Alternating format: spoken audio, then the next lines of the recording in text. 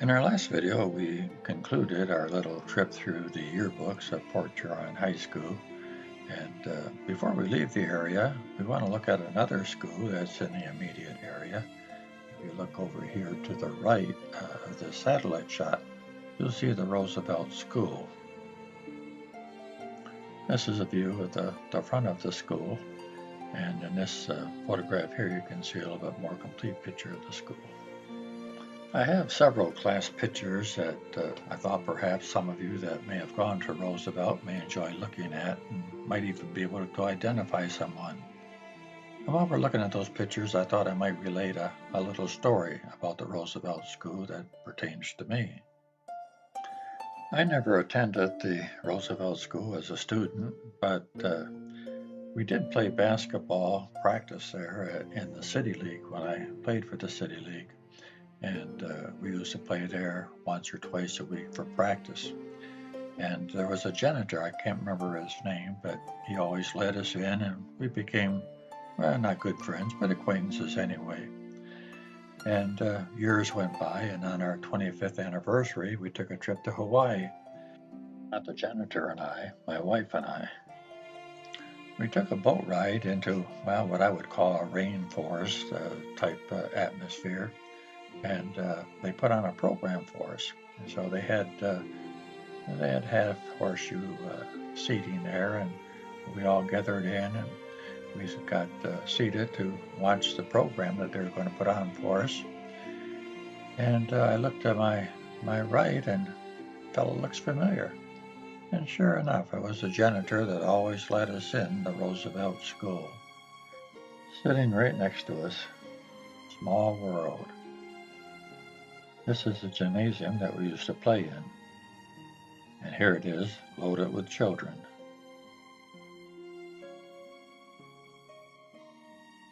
Here's a report card from the Roosevelt School, and if you look closely at that name, I think many of you will know who this is, John Chittister.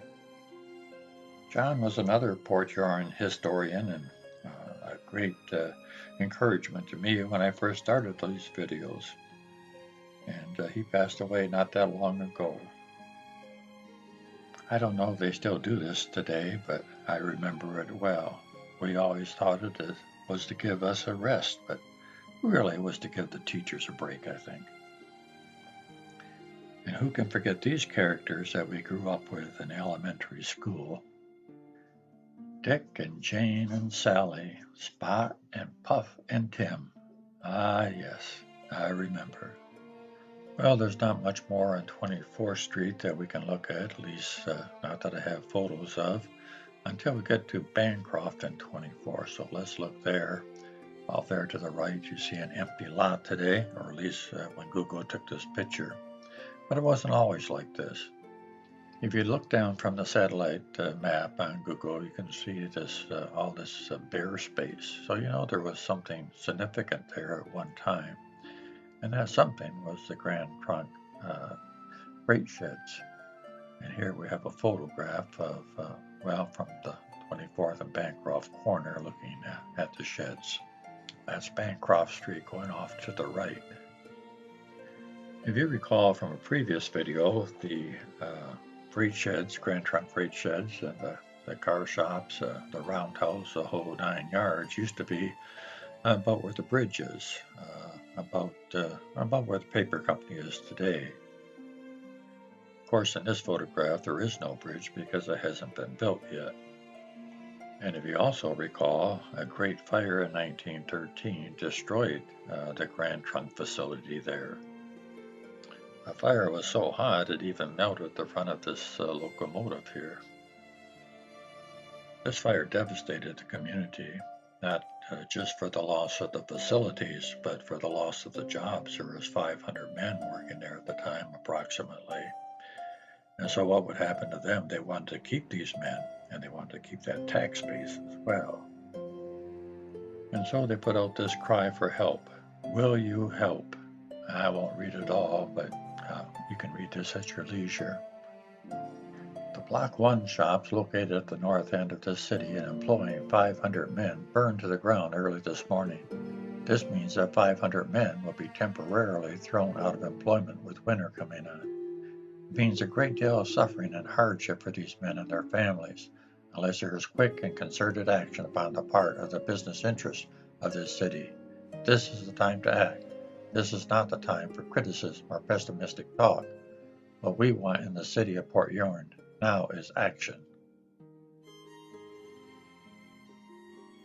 At the time this was written, they didn't even know where the new shops were going to be. But to make a long story short, the new shops started at the corner of Bancroft and 24th Street with the freight sheds, and it went further west to the car shops, and we'll look at some of that as we go on in this video.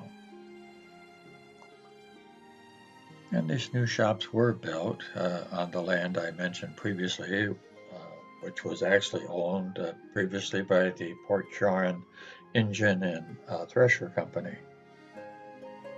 And I don't think we'll have time to look at that company in this video, but in the next video for sure. In the Railway Age magazine, volume 64, they did a very nice article on this new car shops that were being built. They wrote a lot of information on it, so if you want to check it out on the internet, you can. And they provided some pictures and some plans and diagrams as well, so we'll look at a couple of these. In this illustration here, they show the general layout of the car shops, the Grand Trunk car shops, and then as well, if you look over on the left-hand side, the roundhouse you see up above there. And here they're showing a sectional view of the passenger car shops. And what's really great, they actually have photographs. This photograph here was taken of the passenger car shop. And this one here shows the inside of the wood mill.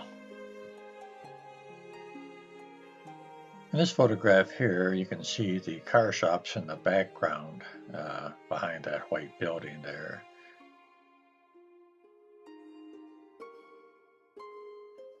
Here's a little closer photograph of the car shops.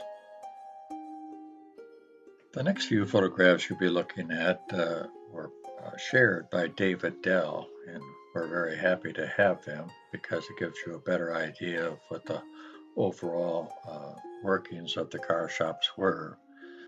In this photograph, he illustrates how those car shops worked. He put the yellow square around the little shack, and that was the control cab for the transfer table. The transfer table was in green. You can't see it very well, but it ran the length of the car shops. It ran north and south between shop number 1 and shop number 2, and they were also called coach number 1 and coach number 2. A locomotive would push a car onto the table, and the controller would run the table to whichever bay they wanted it in. The car shops basically repaired the cars that came in there that needed it, but in some cases they revamped cars and made them a little different. And here's a good example of it. This car was increased in size by adding volume to the top. If you look at this car near the top, just above the Grand Trunk logo, you'll see that faint line that goes all the way down the car, and that was the amount that was actually added to the car. And then once that was done, they painted them and they looked just as good as new. And here's 5 of them right here.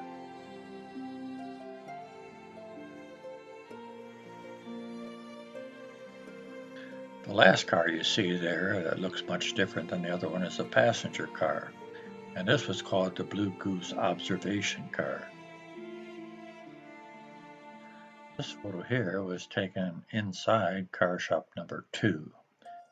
And this photo was taken inside car shop number 1. And this is the car shop that was destroyed by fire. This was a headline in the Times Herald: "Rail shops lose near $1 million." The fire was discovered about 11:15 p.m. when a security guard and nearby residents heard an explosion in the car shop. Flames quickly began licking through the roof and rising into the sky. No one was in the building at the time. 2 cabooses, and the Blue Goose observation car that we looked at it earlier was in there and destroyed. And also there was a couple hopper cars, 4 hopper cars were in the shop, but they can probably be repaired. This was stated in this article that you're looking at now. And I'll kind of zoom in on this, and I'll let you read this at your leisure.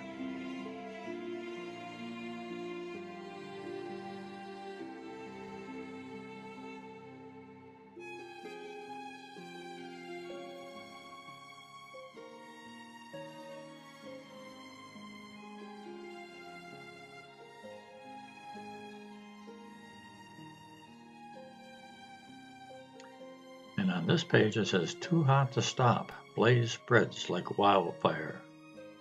There was a group of about 50 Grand Trunk employees and some of their friends, and they tried to salvage the equipment from the southern end of the building. A big concern was engine batteries stored in the area. They got out at least 3/4 of the batteries, a lot of the tools, and 3 lift trucks before they had to vacate the building themselves. In this aerial view, and this photograph in the paper shows the car shops, and it shows which ones were destroyed where that X is. And you can also see the white line around the car shops that were destroyed. Remember this photograph? This was taken after the fire. And had the car shops that burned down still were there, all these blue cars that you see would have actually been inside the car shop. And there's that Blue Goose observation car on the end, so that must have been a new one, or at least the one that was revamped. I'm not sure what caused the fire, but arson was definitely ruled out, as you can see from the headline on this page of the paper. What actually happened to the car shops after that? Well, I didn't know, and so anything concerning railroads, I always asked T.J. Gaffney, and this is what he said.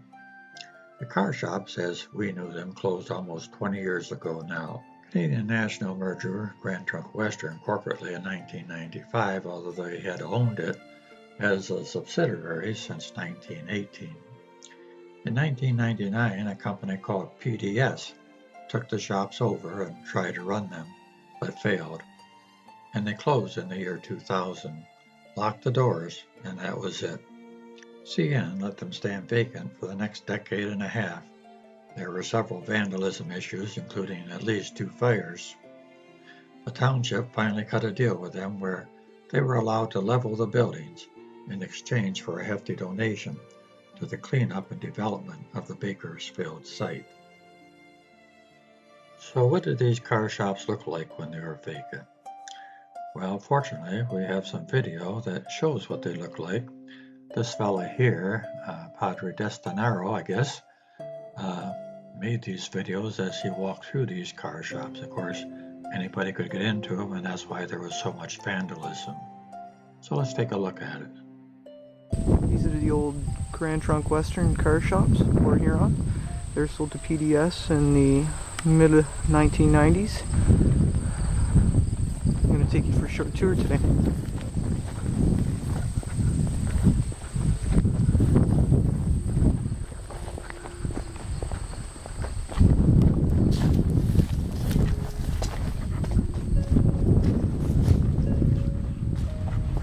It's a big overhead crane.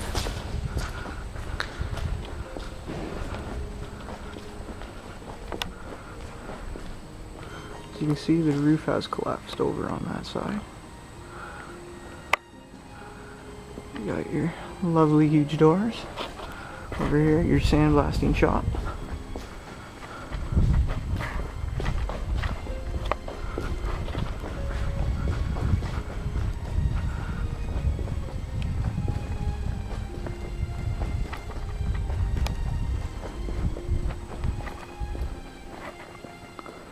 Quite an interesting little spot in there.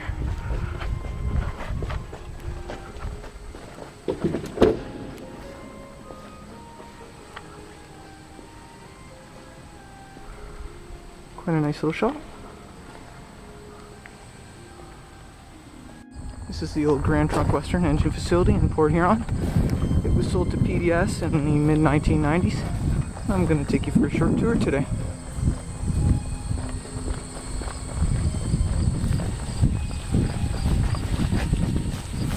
Trespassing sign for CN, who no longer owns it, so we'll just ignore that for today.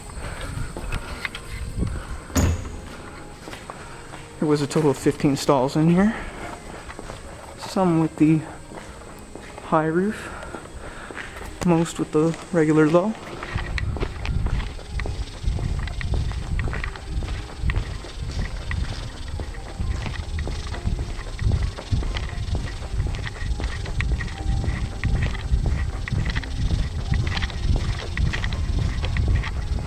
Get down here to the very last stall and take a look up. See where there used to be electric cables, possibly for electric locomotives. Just showing the true age of this facility here. Go in here. One of the two paint stalls, possibly a sandblasting stall. It smells bad in here. This is the other one. As you can see, old GT blue. And then this last room here. This looks like it was for all the logos. So you can see a big N for CN. Over here, the big G for Grand Trunk. Lots of other little goodies in here. That's about it. I thought that was kind of an interesting tour. West of the car shops was a roundhouse, as you can see in this layout here. And if you look at the aerial view of the roundhouse, you can also see what it looked like from above. Today it looks like this. All you can see is the foundation of the roundhouse. All those little spurs going off every which way was where the engines were pulled into the stalls. And the circle in the middle, of course, was the turntable. And over here to the east, you can see what's left of the car shops, just the cement foundations.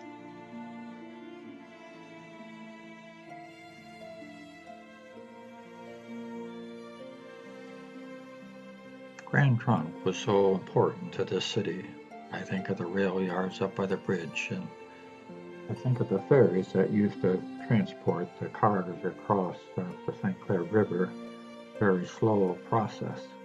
And then I think of the St. Clair Tunnel that was built for the Grand Trunk trains and cars to go through and expedited time-wise. It was so much faster than the ferries. And I think of the current yard that we've been looking at off of 24th Street and its demise. And I think of all those jobs lost. At one time, there was over 1,500 people working there. It's kind of a sad story, but I guess that's progress. Join me in my next video, and we'll look at that same corner, Bancroft and 24th Street, and see what was there before Grand Trunk was there.